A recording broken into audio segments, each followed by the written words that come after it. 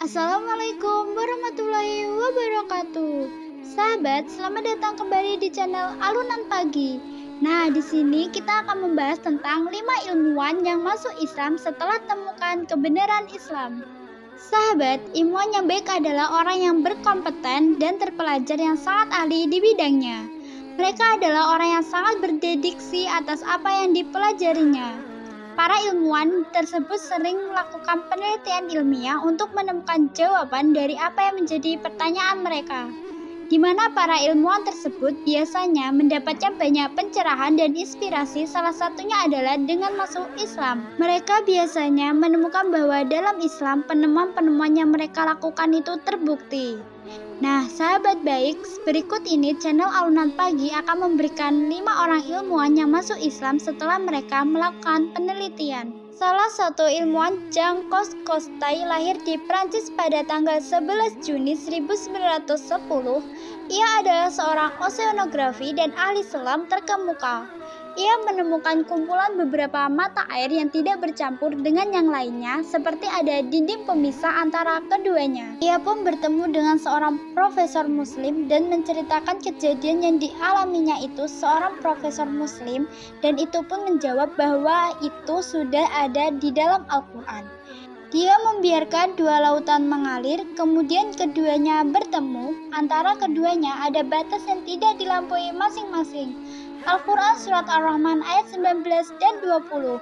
Setelah mendengar ayat tersebut, Costello langsung memeluk agama Islam hingga wafatnya.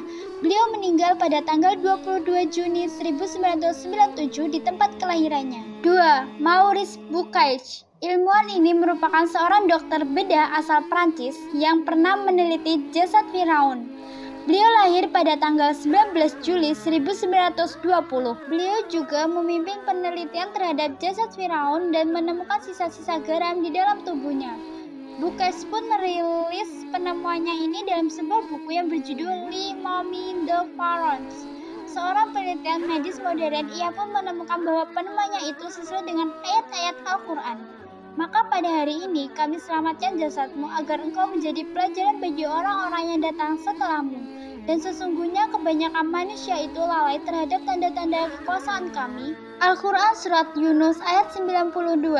Ayat tersebut menyentuh hati Bucaille, lalu ia pun memutuskan untuk menjadi seorang mualaf. 3. Profesor William Brown. Majalah Science Amerika yang bernama Plant Molecular Biology mengemukakan beberapa temuan tim peneliti flora Amerika Serikat. Salah satu penemuannya adalah suara halus yang dihasilkan oleh tumbuhan yang tidak dapat didengar oleh pendengaran manusia biasa atau ultrasonik.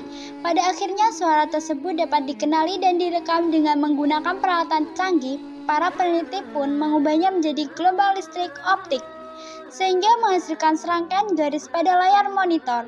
Hal tersebut dilakukan agar suara tersebut mudah dipahami. Hasilnya, suara gelombang yang dihasilkan tumbuhan tersebut membentuk lafaz Allah Subhanahu wa Ta'ala pada layar monitor, sehingga tumbuhan terlihat bertasbih kepada Allah Subhanahu wa Ta'ala.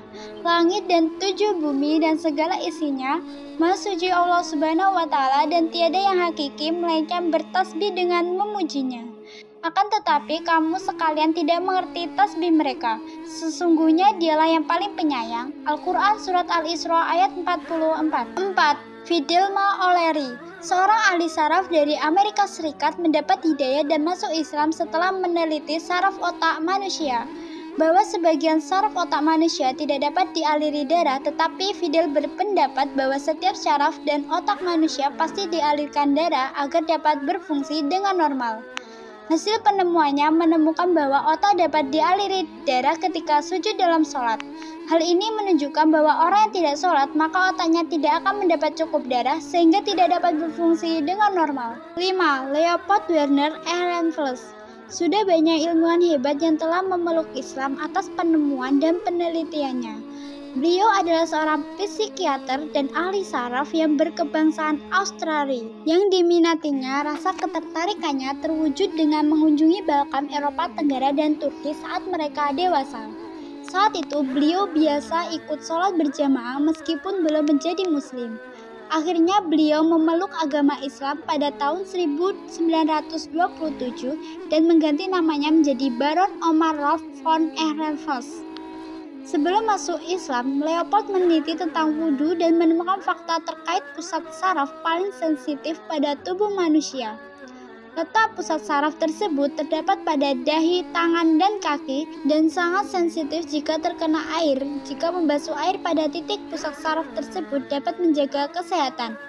Leopold juga menganjurkan bahwa wudhu bukan hanya untuk umat muslim saja.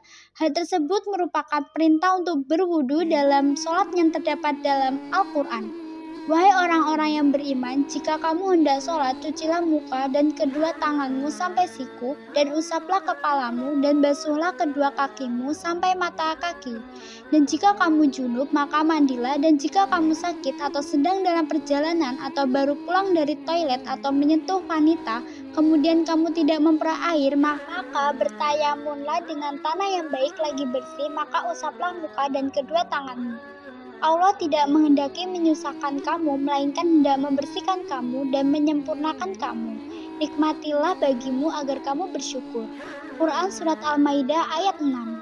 Nah, sahabat yang baik, itulah 5 orang ilmuwan barat yang masuk Islam setelah menemukan kebenaran dalam Al-Quran. Sekian informasi yang dapat saya sampaikan. Wassalamualaikum warahmatullahi wabarakatuh.